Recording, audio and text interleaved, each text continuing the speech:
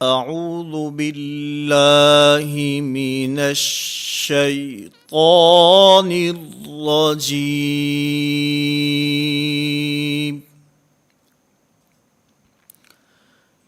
بسم اللہ الرحمن الرحیم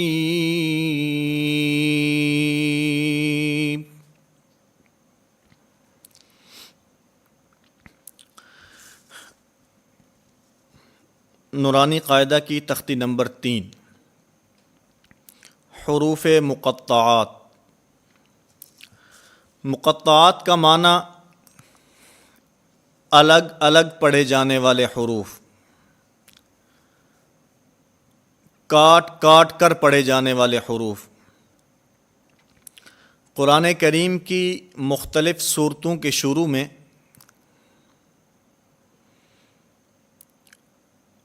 کچھ حروف ایسے ہوتے ہیں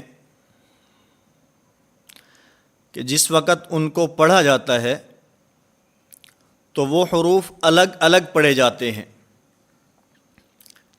ایک دوسرے کے ساتھ مل کر نہیں پڑھے جاتے۔ عمومی طور پر جب ہم قرآن کریم کی تلاوت کرتے ہیں تو یہ قرآن کریم حروف تہجی جو کہ 29 ہیں ان کا مجموعہ ہے۔ پورے قرآن کریم میں ان حروف تہجی کے علاوہ کوئی ایک حرف بھی ایسا نہیں جو ان سے باہر ہو، اور جس وقت ہم تلاوت کرتے ہیں، مثلا سورۃ الفاتحہ کی تلاوت ہم کرتے ہیں تو ہم پڑھتے ہیں الحمدللہ رب العالمین، حمزہ کو لام کے ساتھ، حا کو میم کے ساتھ ہم نے ملا کر پڑھا ہے۔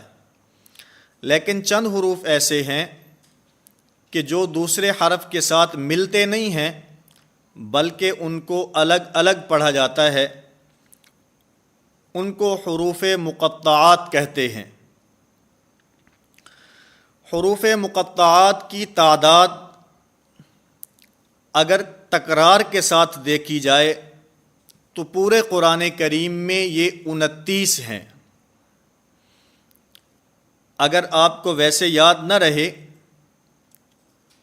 تو اس کو آپ اس مثال کے ساتھ یاد کر لیں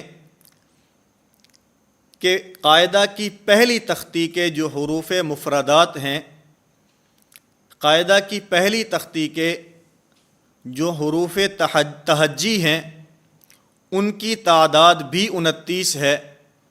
اسی طرح حروف مقطعات کی تعداد تکرار کے ساتھ، کیونکہ مختلف جگہوں پر مختلف الفاظ تکرار کے ساتھ آئے ہیں، الف لام میم کئی جگہ پر ہے، حامیم کئی جگہ پر ہے، تو اس طرح تکرار کے ساتھ ان حروف تہجی حروف مقطعات کی تعداد 29 ہے۔ اور اگر بغیر تکرار کے دیکھا جائے جو کہ ہمارے اس قاعدہ کے اندر موجود ہیں تو ان کی تعداد 14 ہے۔ تو خلاصہ یہ ہوا کہ حروف مقطعات کی تعداد قرآن کریم میں اگر تکرار کے ساتھ دیکھی جائے تو وہ 29 ہے، اور اگر بغیر تکرار کے دیکھی جائے تو وہ 14 ہے۔ اور پھر ان حروف مقطعات کو یاد کرنے کے لیے حضرات قراء نے جو خلاصہ نکالا ہے اس خلاصے کے اندر بھی 14 حروف ہیں جن کا مجموعہ ناقص اصلکم حی طاہر، ناقص اصلکم حی طاہر، یہ 14 حروف جن کو حروف مقطعات کہا جاتا ہے اور بغیر تکرار کے۔ اور پھر ان حروف مقطعات میں ایک تو الف ہے، اور اس الف سے مراد وہ الف ہے جو سورتوں کے شروع میں ہوتا ہے، اس پر کسی قسم کی کوئی مد نہیں ہوتی۔ الف لام میم اس الف پر کوئی مد نہیں ہے، یہ الف۔ اور پھر ان حروف مقطعات میں 5 حرف ایسے ہیں جن کو 2 حرفی مقطعات کہا جاتا ہے۔ اس کا مطلب حرف ایک ہے، پڑھنے میں 2 حرفوں کی آواز دیتا ہے، جیسے حا، یا، قا، ہا، را، یہ 5 حروف 2 حرفی مقطعات۔ اور 8 حروف ایسے ہیں جن کو 3 حرفی مقطعات کہا جاتا ہے۔ اس کا مطلب حرف تو ایک ہے لیکن پڑھنے میں 3 حروف کی آواز دیتا ہے، جیسے نون، نون، واو اور نون، قاف، قاف، الف، فا، صاد، صاد، الف، آخر میں دال۔ تو یہ 8 حروف جن کو 3 حرفی مقطعات کہا جاتا ہے، جن کا مجموعہ کم، عسل، نقص، یہ 3 حرفی مقطعات، حی، طاہور، 2 حرفی مقطعات، اور ایک الف ہے جس پر کسی قسم کی کوئی مد نہیں ہوتی۔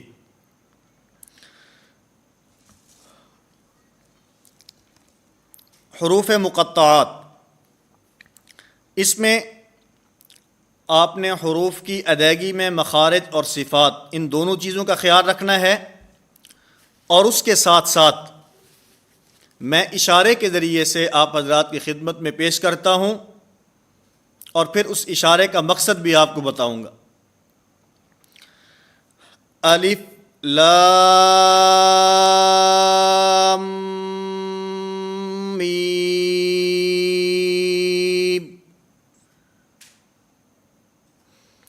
اب ایک تو الف کی ادائیگی، اس کے ساتھ لام کے اوپر لمبی مد ہے، یہ اشارہ مد کا ہے۔ پھر اس کے بعد میں نے اپنے ہونٹوں کے اوپر یہ انگلی رکھی ہے، اس کا مقصد غنہ کی ادائیگی ہے، ورنہ عمومی طور کے اوپر جس وقت ان حروف کو ادا کیا جاتا ہے تو غنہ کی ادائیگی نہیں ہوتی اور غنہ رہ جاتا ہے۔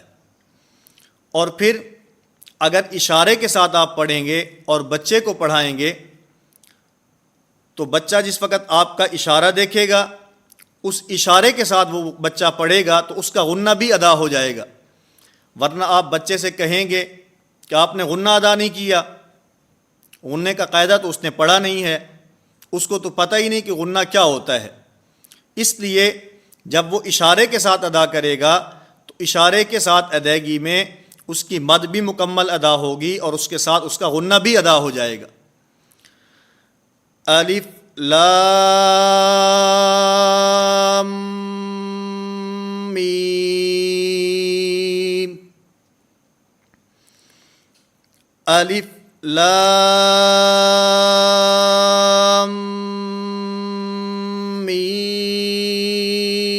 میم، صاد۔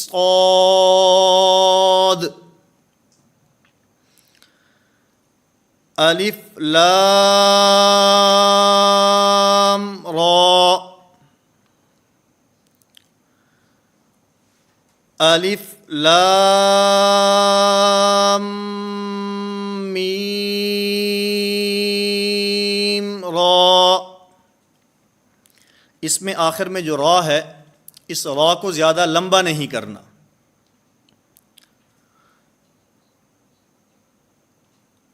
کاف،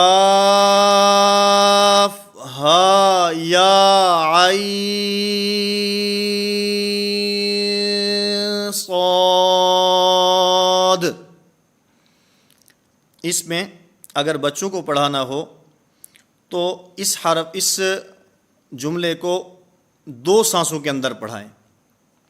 ایک تو بچے کا سانس اتنا لمبا نہیں ہے کہ وہ ایک سانس کے اندر ان کو ادا کر سکے، اور جب وہ ایک سانس میں اس کو ادا کرنے کی کوشش کرے گا تو اس کے اندر وہ اس مد کو پورا نہیں کر سکے گا۔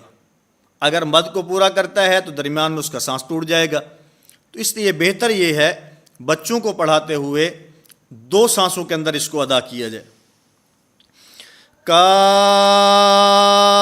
ہا یا عین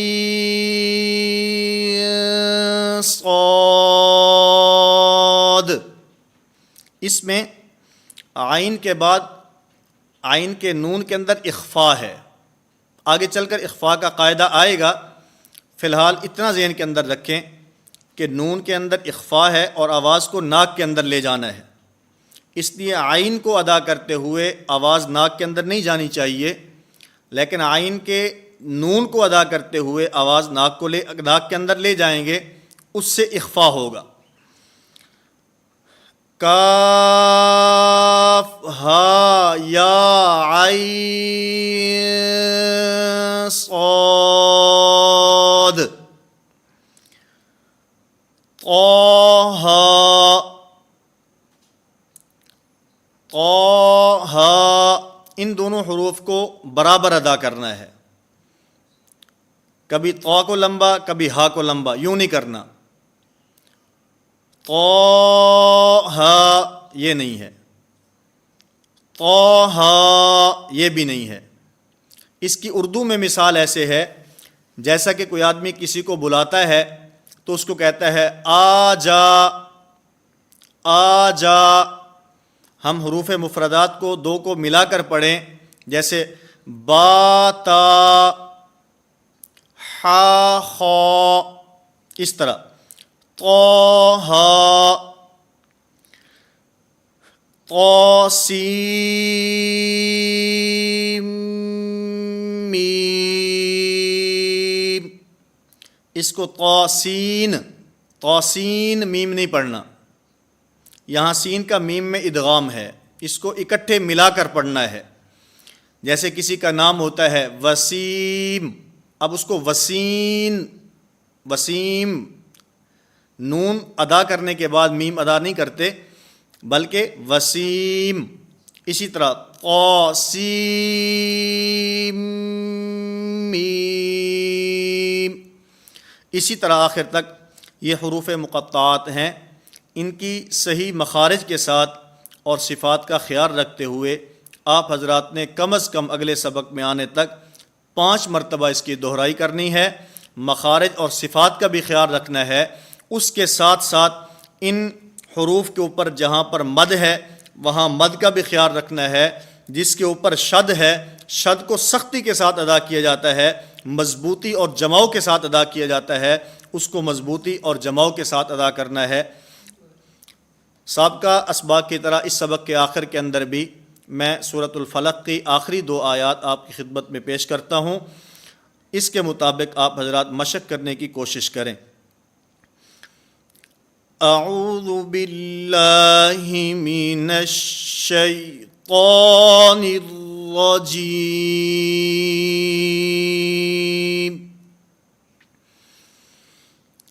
بسم اللہ الرحمن الرحیم،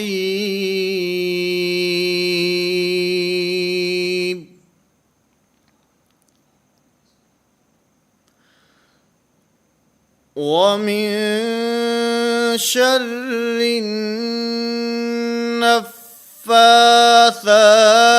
في العقد،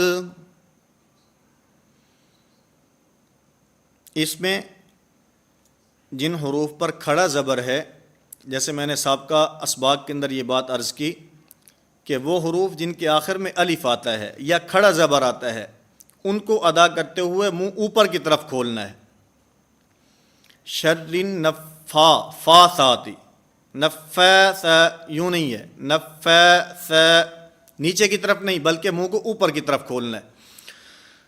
وَمِن شَرِّ النَّفَّاثَاتِ النفاثات في العقد ومن شر حاسد إذا حسد. صدق الله العظيم.